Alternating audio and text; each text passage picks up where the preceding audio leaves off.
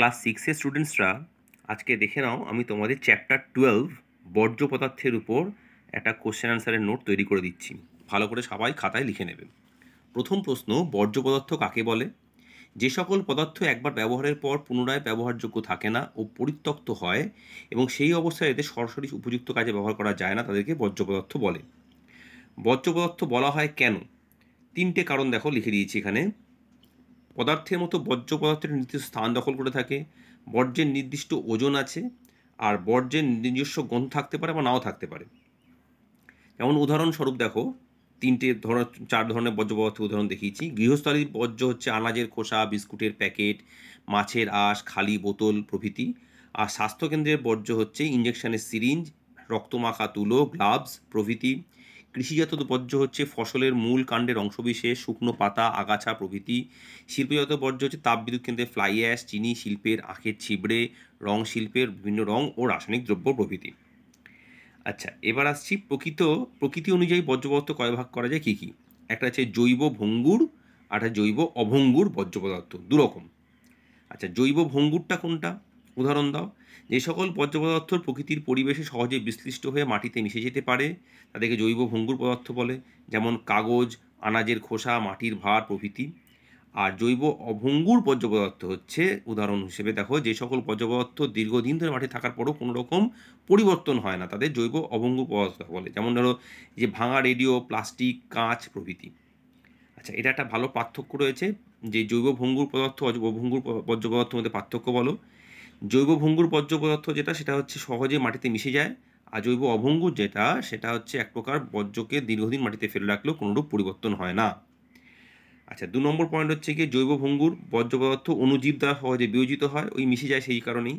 আর অভঙ্গুর যেটা, সেটা হচ্ছে জৈব জীব দ্বারা বিয়োজিত হয় না, রাসায়নিক প্রয়োগ করে বিয়োজিত করতে হয়। আচ্ছা, 8 নম্বর প্রশ্ন, পুনর্ব্যবহারযোগ্য একটি বর্জ্য পদার্থের নাম লেখো। সবজির খোসা। বর্জ্য পদার্থকে আমরা কীভাবে পুনরায় ব্যবহার করতে পারি, দেখো এটা একটা ভালো পয়েন্টস রয়েছে অনেকগুলো। কঠিন বর্জ্য পদার্থ যেমন ইটের টুকরো, কাঠের টুকরো প্রভৃতিকে নিচু জমিতে ফেলে ভরাট উঁচু করা যায়। কাগজের টুকরো, শুকনো গাছের ডাল, পাতা প্রভৃতি দহনযোগ্য বর্জ্য জ্বালানি হিসেবে ব্যবহার করা যেতে পারে। আর পচনশীল বর্জ্য পদার্থগুলো নির্দিষ্ট পাত্রে রেখে উপযুক্তভাবে পচিয়ে সার তৈরি করে তাদেরকে কৃষিকাজে ব্যবহার করা হয়। আর সবজির খোসা গৃহপালিত পশুর খাবার হিসেবে ব্যবহার করা যায়। প্লাস্টিককে ক্ষতিকারক বর্জ্য পদার্থ কেন বলে? দেখো, প্লাস্টিক ক্ষতিকারক বর্জ্য পদার্থ কারণ প্লাস্টিক কোনোভাবে নষ্ট করা যায় না। প্লাস্টিক নর্দমার মধ্যে আটকে জলের গতিরোধ করে, এটি মাটিতে মিশে মাটির সামঞ্জস্য নষ্ট করে এবং ফলে উদ্ভিদের বৃদ্ধি ব্যাহত হয়।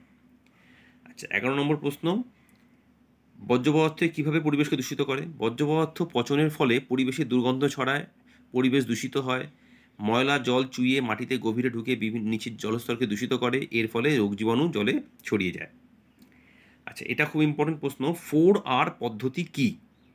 দেখো, বর্জ্যের ক্ষতিকারক প্রভাব হ্রাস করার জন্য আমাদের চারপাশে কোনো বর্জ্যকে পুনরায় ব্যবহারের উপযোগী করে তোলার জন্য সুপরিকল্পনা করা হয়েছে। 1992 সালে বসুন্ধরা সম্মেলনে বর্জ্য পদার্থের যে পদক্ষেপ নেওয়া যায়, যেন 4R পদ্ধতি বলা হয়। দেখো, 4টে আর কী কী দেখো এখানে। 1 নম্বর হচ্ছে রিডিউস, রিইউজ, রিসাইকেল আর রিফিউজ। মানে রিডিউস মানে কমিয়ে আনা, যে সকল বর্জ্য পদার্থ জঞ্জাল বাড়ায় তাদেরকে ব্যবহার কমিয়ে আনা, যেমন প্লাস্টিক। রিইউজ মানে যে সকল বর্জ্য পদার্থ বর্জ্য ফেলে আবার সেগুলিকে কাজে লাগানো যেতে পারে, সেগুলি যেমন শাকসবজির খোসা, অন্যান্য বর্জ্য পদার্থ সার হিসেবে ব্যবহার করা যেতে পারে।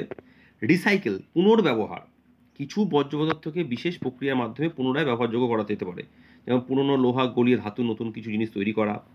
আর রিফিউজ করা, কিছু কিছু দ্রব্যের ব্যবহার সম্পূর্ণ পরিত্যাগ করতে হবে, যেমন প্লাস্টিকের ব্যাগ, আমরা প্লাস্টিক ব্যবহার করব না, বাজারে মাছের দোকানে যেখানেই হোক প্লাস্টিক আমরা নেব না। ঠিক আছে, তাহলে স্টুডেন্টস বুঝতে পেরেছো? এই কটা প্রশ্ন তোমরা খুব ভালো করে তৈরি করো, বিশেষ করে লাস্টের এই 4Rটা বড় প্রশ্ন হিসেবে, তাহলে এখান থেকে তোমাদের এই ধরনের প্রশ্নগুলো পরীক্ষায় আসবে। সবাই ভালো থেকো, আর অবশ্যই খাতায় এগুলো লিখে ফেলো।